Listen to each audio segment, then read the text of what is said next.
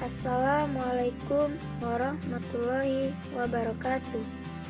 Ujian tengah semester mata kuliah pendidikan IPS sekolah dasar.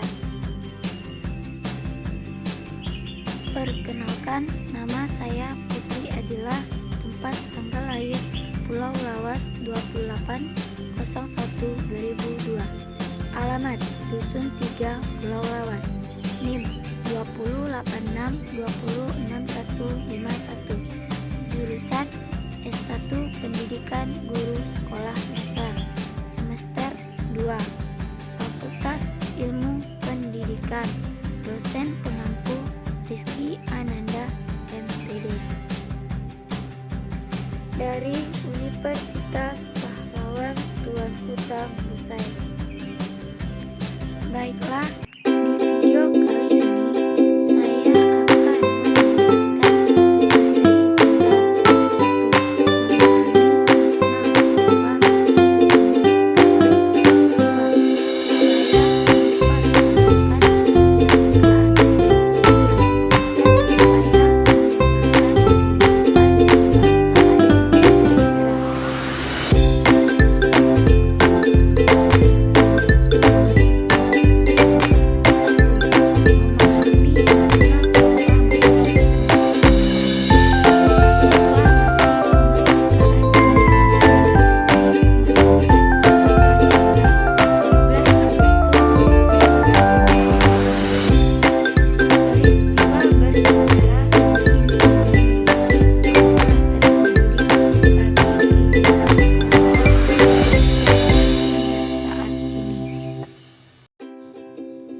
Proklamasi berasal dari bahasa Latin, yakni proclamare, artinya pemberitahuan kepada khalayak umum.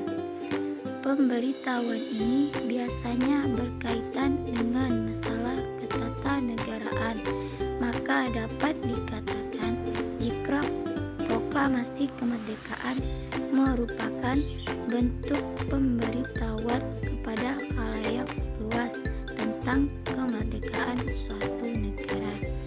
Proklamasi kemerdekaan ditujukan untuk rakyat negara itu sendiri dan juga seluruh rakyat dunia.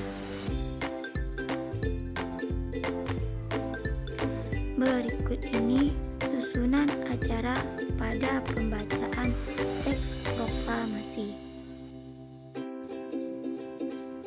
Pada 16 Agustus 1945, Soekarno Muhammad Hatta dan Ahmad Soebarjo berkumpul di rumah Laksamana Muda Maeda untuk merumuskan teks proklamasi kemerdekaan Indonesia.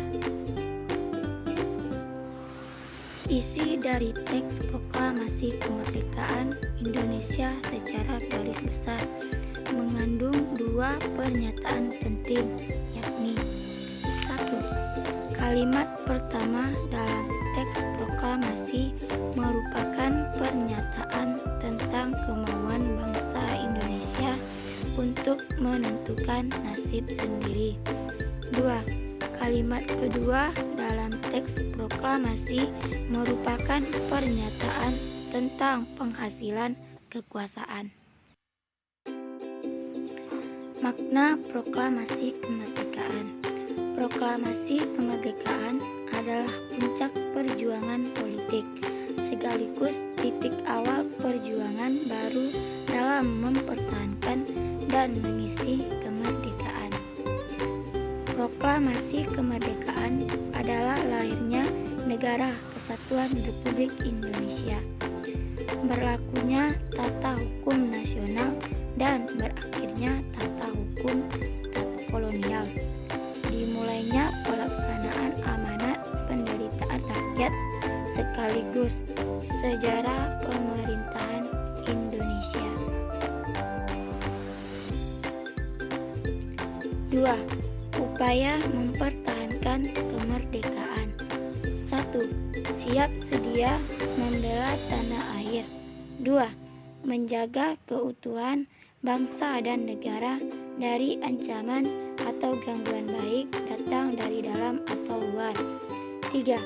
Menolak campur tangan atau intervensi asing. 4.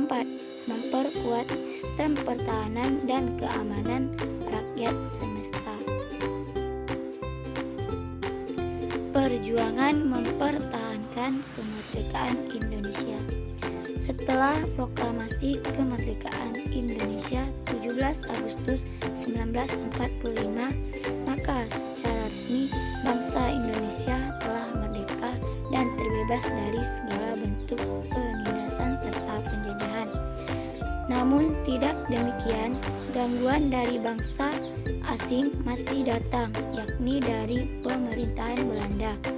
Kali ini, kedatangan pasukan Belanda ke tanah air disambut dengan berbagai bentuk perlawanan oleh bangsa Indonesia. Sehingga sejak tahun 1945 sampai 1950 telah terjadi berbagai macam pertempuran antara pihak Indonesia dengan Belanda yang dibantu oleh pasukan Inggris. Perjuangan mempertahankan kemerdekaan Indonesia di berbagai daerah. 1. Pertempuran Surabaya. 2. Pertempuran Ambarawa. 3. Pertempuran Medan Area. Pemberontakan PKI Madiun 1948. Agresi militer Belanda 1. Bandung Lautan Api. Agresi militer Belanda 2. Berikut ini perjuangan mempertahankan kemerdekaan Indonesia melalui diplomasi. 1. Perjanjian Linggarjati. 2. Perjanjian Renville. 3. Perjanjian Loyen-Loyen. 4. Konferensi Meja Bundar atau KMB. Berikut upaya mempertahankan kemerdekaan pasca proklamasi. Pasca proklamasi kemerdekaan 17 Agustus 1945, bangsa Indonesia masih berjuang keras untuk mempertahankan kemerdekaannya. Kurun waktu Agustus 1945 sampai Desember 1947 menjadi masa-masa paling berat bagi para pejuang dalam mempertahankan kemerdekaan.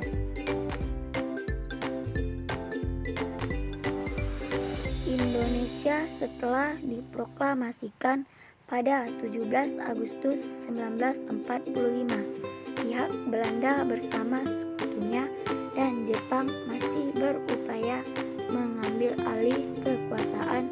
Pertempuran pun pecah di sejumlah daerah. Strategi gerilya dan diplomasi yang ditempuh berhasil membuat Belanda mengakui kedaulatan Indonesia. 3. Upaya mengembangkan kehidupan kebangsaan yang sejahtera. 1. Bersikap toleransi antar warga negara atas perbedaan suku, agama, ras, dan budaya. 2. Saling menghormati dan menghargai dengan keragaman budaya yang menjadi kekayaan Indonesia. 3. Pemerataan pembangunan di seluruh wilayah Indonesia sehingga tidak hanya terpusat di kota-kota besar saja. 4. Menyediakan lapangan kerja yang memadai sehingga tingkat kemiskinan dapat ditekan. 5. Menyediakan dan memperbaiki fasilitas umum yang nyaman agar masyarakat dengan mudah dalam mendapatkan fasilitas umum. 6. Taat membayar pajak agar pembangunan infrastruktur dan pembangunan fasilitas publik. 7. Membangun sarana dan prasarana pendidikan yang baik bagi masyarakat dengan tingkat pendidikan kurang.